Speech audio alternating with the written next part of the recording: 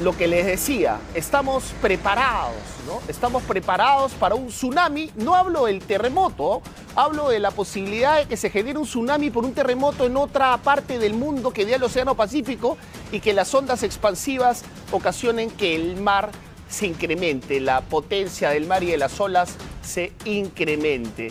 ¿Estamos preparados para vivir sin la Costa Verde, por ejemplo? ¿A qué voy? A que se cierre la Costa Verde y el caos cunde en la mayoría de distritos que la utilizan. Es una vía importantísima.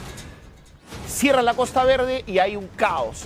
Sin embargo, al margen de ese problema de tránsito, estamos preparados para evacuar. ¿Qué pasa si uno está en el bus en Miraflores, en San Isidro, en Magdalena, en San Miguel, en el Callao? ¿Qué hacer? Basta con la alerta del SISMATE. Hemos conversado con nuestras familias, cuáles serían las consecuencias. Tenemos una mochila de emergencia. Las autoridades, además de nosotros, están preparadas para guiarnos en estos momentos de zozobra que ojalá no llegue. Recuerden que el 80% de las construcciones del Perú es informal. Esto quiere decir que no tuvieron licencia de construcción. Estamos hablando de que estamos realmente en una posición muy vulnerable, no solamente por la situación geográfica de nuestro país, con el cinturón de fuego al frente, sino también por la informalidad. Así es que de todo esto vamos a conversar en esta edición de Ocurre Ahora. Son las 7:34. Soy René Gastelumendi y esta noche voy a reemplazar a mi compañera y amiga Mávila Huertas. Voy a tener el honor de reemplazarla. Así es que ya les hemos adelantado los temas que vamos a tratar. Vamos a una brevísima pausa y volvemos.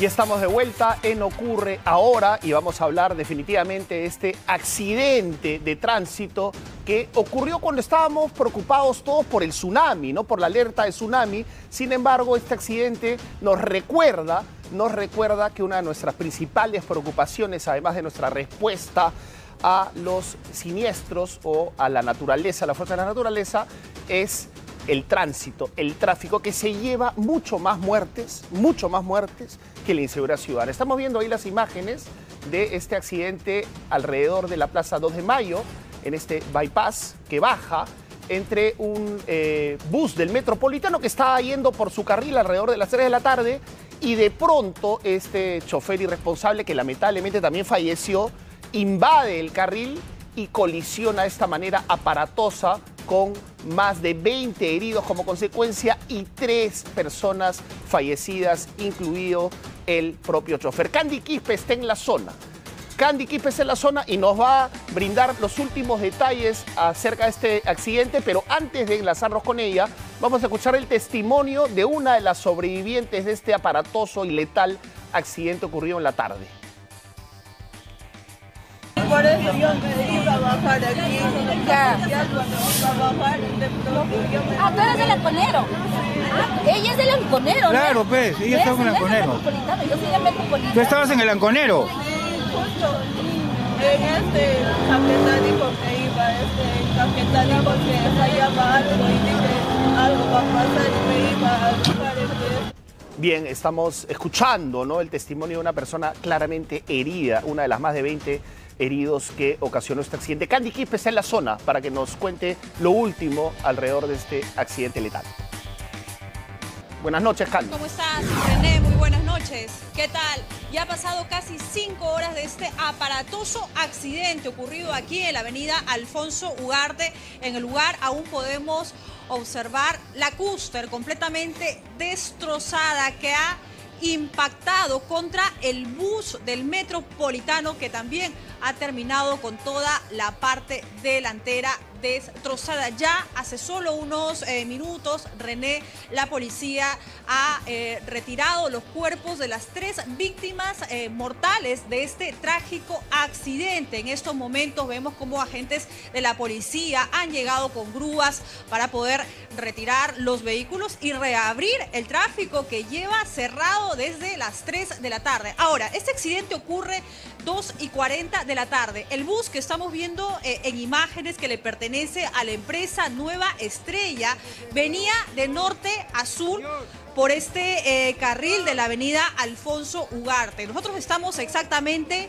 debajo de la Plaza 2 de Mayo y en un momento el vehículo se despista e ingresa a esta vía exclusiva del Metropolitano. Y es en este lugar, Juan Carlos, cuando termina impactando con ese bus del Metropolitano que avanzaba de sur a norte. Y el impacto fue realmente estrepitoso y mortal.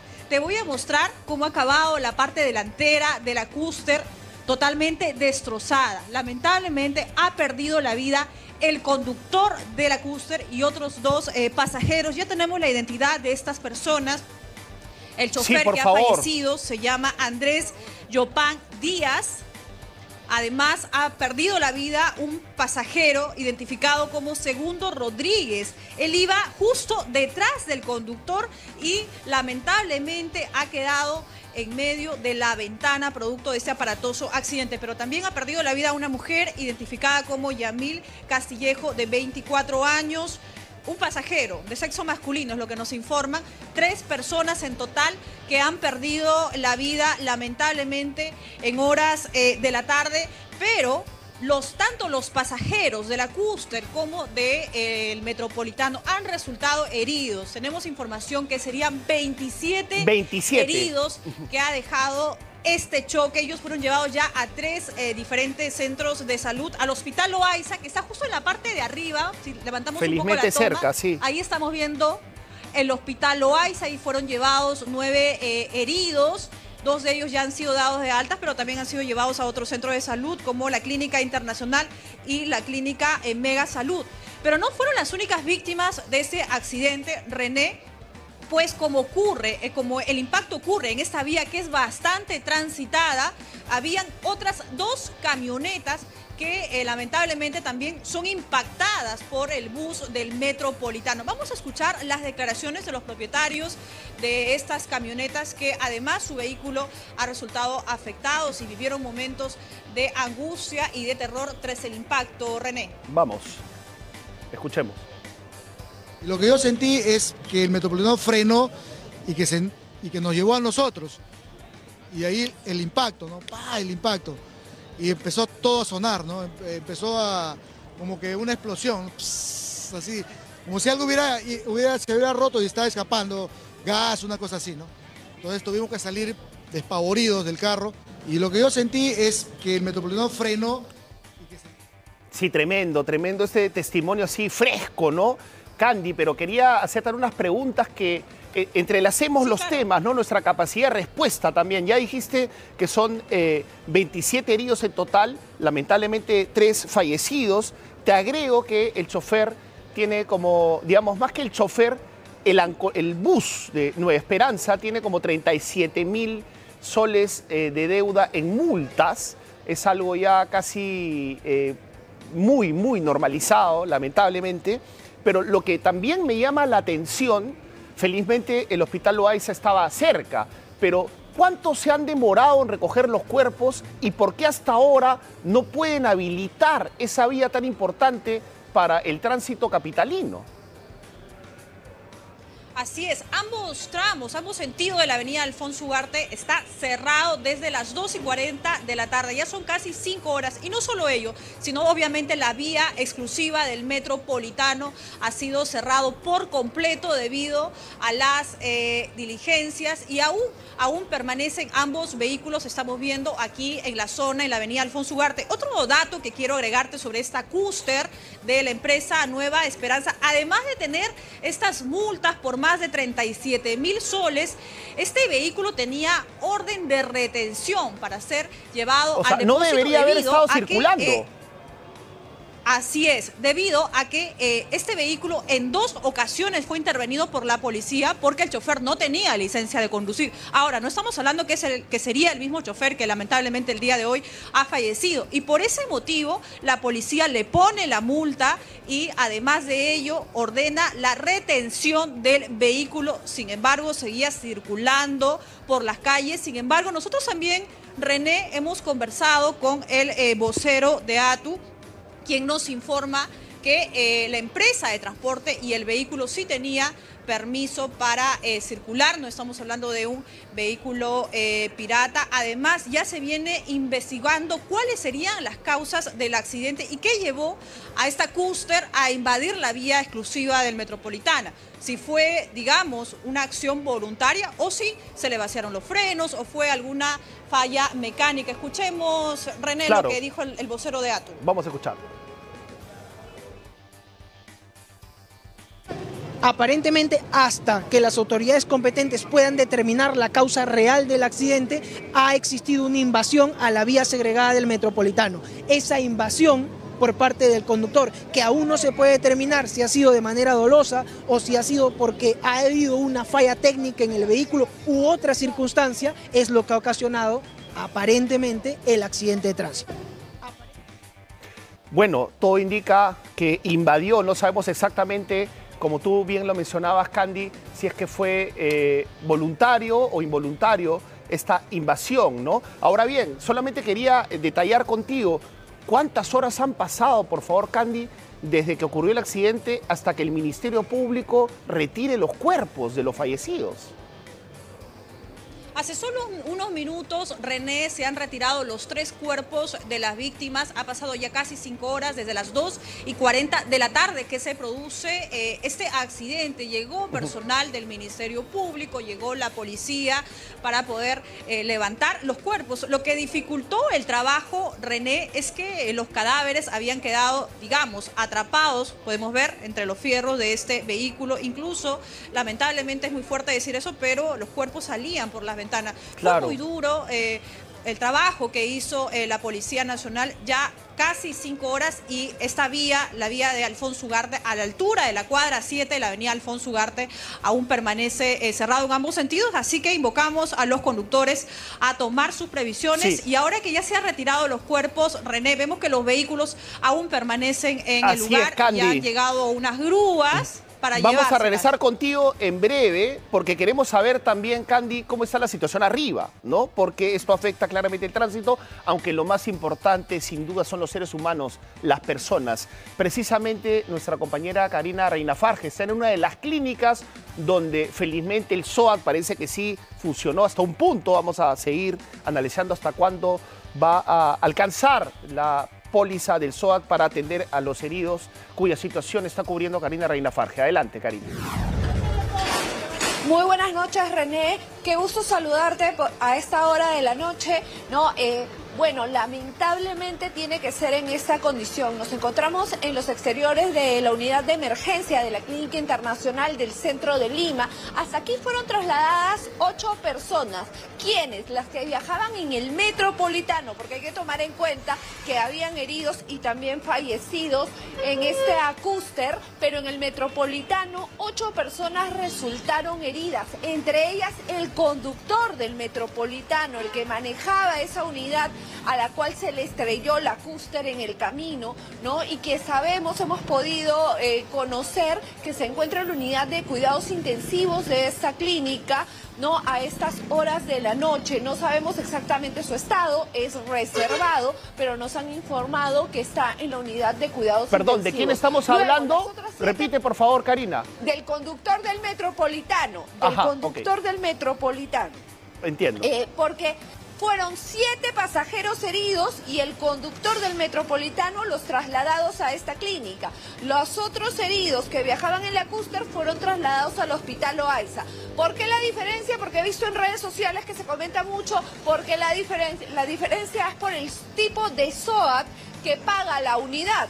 Entonces, la clínica ha recibido, además por la capacidad que tiene el Hospital Arzobispo Loaiza, ¿no? Y sabemos que siempre el sistema de salud público está colapsado, entonces se decidió dividir a la cantidad de heridos. Los que estaban en el Metropolitano vinieron para aquí, ¿no? Hemos conversado con 2 personas, ¿no? Uno con el señor Marco Huacasi, de 53 años, una persona que iba en el asiento reservado, es decir, los rojos que están cerca, ¿no? Alguien que sufre de Parkinson y por eso iba sentado muy cerca al conductor.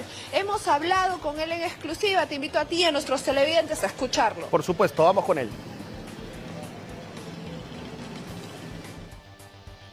Vamos con las declaraciones entonces. de uno de los pasajeros del Metropolitano. Está Karina Reinafarge cubriendo las incidencias en torno al estado de salud de los heridos, y ya después vamos a hablar con Karina la diferencia de trato, ¿no? La diferencia de pólizas. Unos se van a la Clínica Internacional, los del Metropolitano, y otros, los del bus, se van al Hospital Loaiza. ¿Por qué? Ya lo conversaremos luego. Vamos a escuchar, mientras tanto, lo que ofreció Karina, el testimonio de uno de los pasajeros heridos del Metropolitano. Estaba leyendo y sentí el golpe nomás. Sentí el golpe nomás. Golpe nomás. Tengo Parkinson tengo. Usted sufre de Parkinson, claro, por eso iba sentado en preferencia. ¿Junto a usted habían otras personas heridas? Sí. ¿Muchos? Varios habían. ¿Cómo cuántas personas han sido trasladadas para acá? No sé, unos 12 quizás. ¿Usted hacia dónde iba, señor? A Comas. ¿A Comas? Sí, ¿Se estaba acá. yendo a su casa? Acá estaba regresando. Ajá. ¿Cuántos años tiene, señor? 57. ¿Cómo se llama? Marco Antonio Bocache Mora. Marco Antonio. O sea, uno ya no está seguro en ninguna parte. No. ¿Cómo se siente? ¿Lo han atendido bien? Sí, lo han atendido bien, sí. ¿Cómo? Lo han atendido bien, sí. Sí, lo han atendido bien. ¿Qué le han dicho? Solamente ha sido una herida. Fractura tengo acá, tengo que volver a tratarme. ¿Está fracturado la Sí. Pero le han dado de alta. O sea, ¿y qué le han dicho? Que tenemos que seguir un procedimiento y luego volver a traerlo para poder su fractura que tiene, se ve su nariz desviada, miren. Estoy inflamado, no puede hacer nada ahorita el doctor. Vamos a volver, por supuesto, en breve con Karina Reinafarge para seguir hablando de la situación de los heridos, el tema del SOAT, ¿no? Unos van al Hospital de Loaiza y otros van a la Clínica Internacional. ¿Por qué? ¿Cuáles son las diferencias de pólizas? Vamos a hablar también del transporte informal. 67% del transporte público limeño es informal y estas son las consecuencias. Recuerden que el transporte se lleva el triple de vidas, de acuerdo a las estadísticas, que la propia seguridad o inseguridad ciudadana. Recuérdenlo bien. En Pimentel, emblemático puerto de la región Lambayeque. En esta ocasión las autoridades explicaban la problemática local con mapa en mano. Nosotros estamos acá en Capitanía Puerto de Pimentel. Esta franja de color rosado es una zona inundable anti-tsunami generada por un evento sísmico de 9 de magnitud de momento. En Chimbote la situación fue distinta. El malecón de la ciudad pesquera se vio plagada de curiosos que no comprendían la gravedad de la alarma de tsunami. Que se retiren de la zona de peligro. Ellos tienen que tener un poquito pues de respeto más que todos nosotros, que también nos estamos exponiendo a todo esto. Al sur del Perú, en localidades como Pisco, Paracas e Hilo, también se tomaron las acciones necesarias para mantener el control de la situación ante un posible embate de la naturaleza.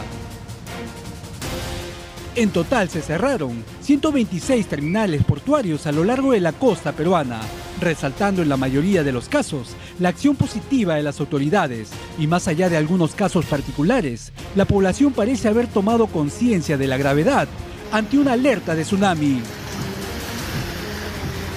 En breve vamos a hablar de lo que nos toca a nosotros como ciudadanos, como miembros de nuestras familias de cara a este tipo de situaciones indeseadas, pero posibles y probables.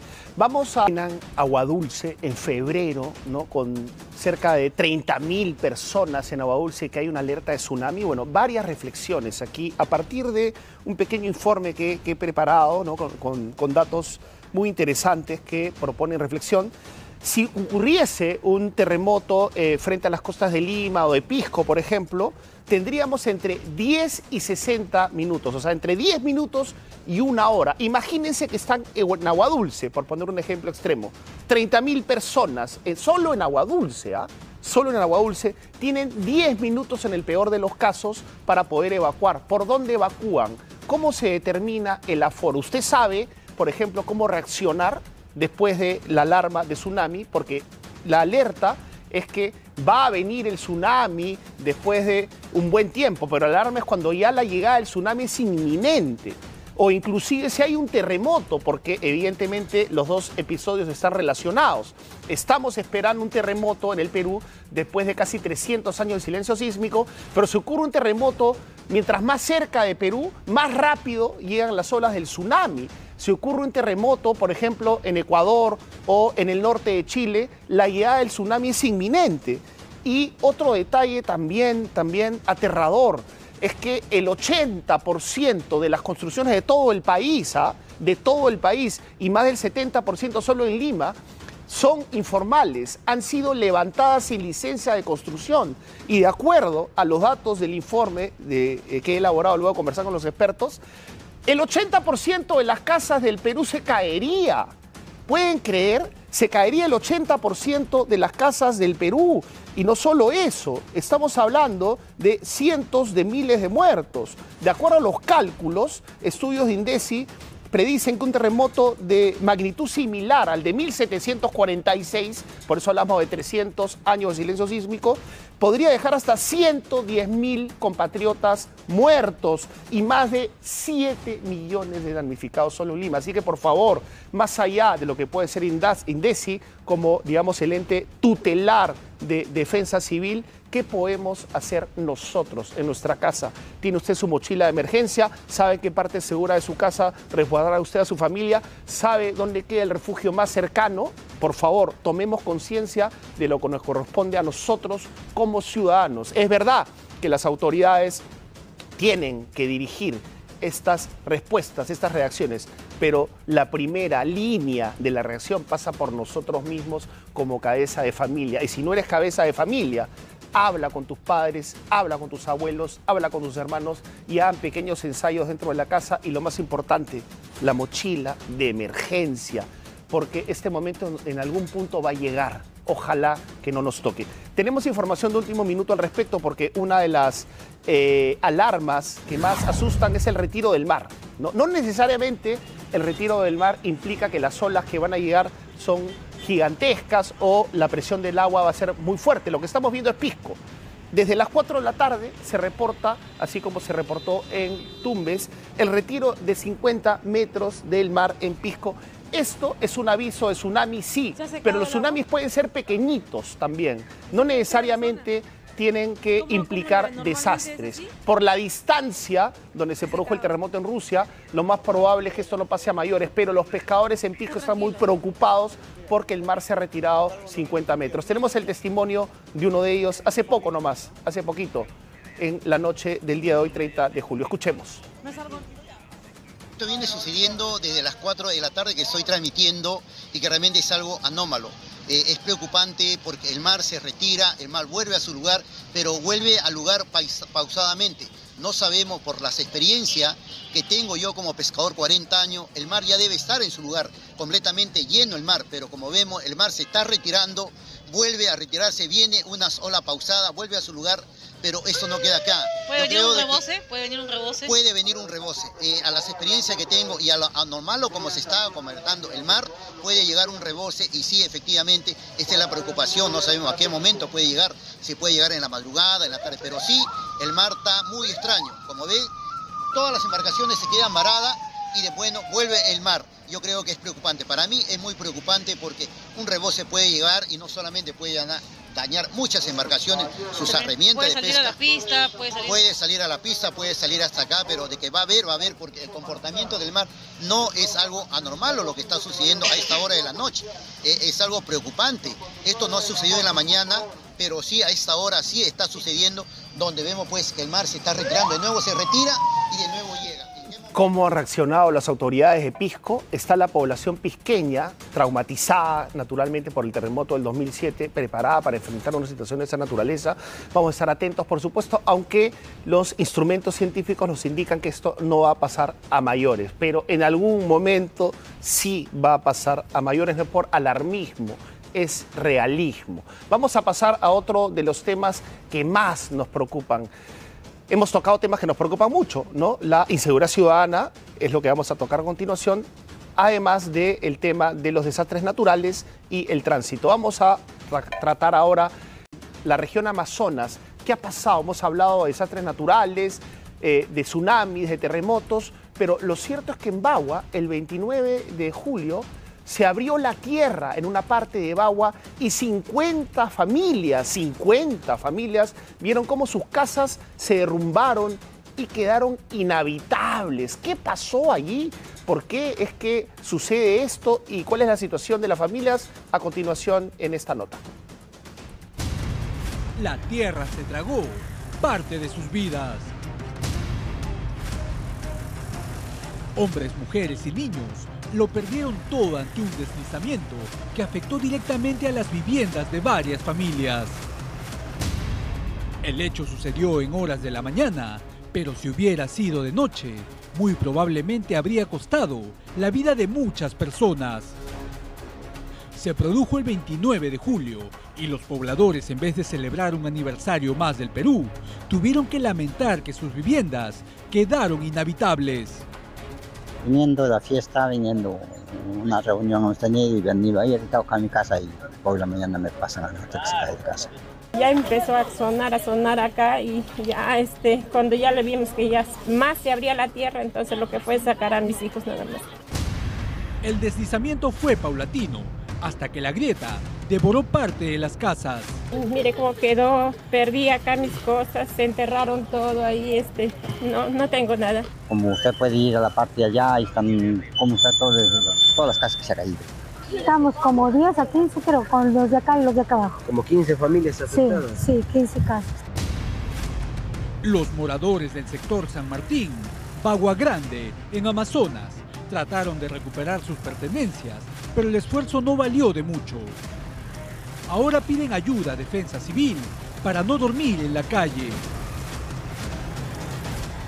Por favor, no abandonen a estas 50 familias y a reflexionar sobre el ordenamiento territorial, no levantar casas, no solo sin licencia, sino en zonas peligrosas. Y esto atañe a todos los temas sobre los cuales hemos reflexionado el día de hoy. Así es que atentos, en su casa, la mochila de emergencia, conversar con la familia es lo único que le podemos decir de la manera más sensata y desesperada posible, ¿no? Porque en algún momento va a ocurrir. Muchas gracias por su sintonía. Un placer estar con ustedes el día de hoy en Ocurre Ahora. Hasta mañana.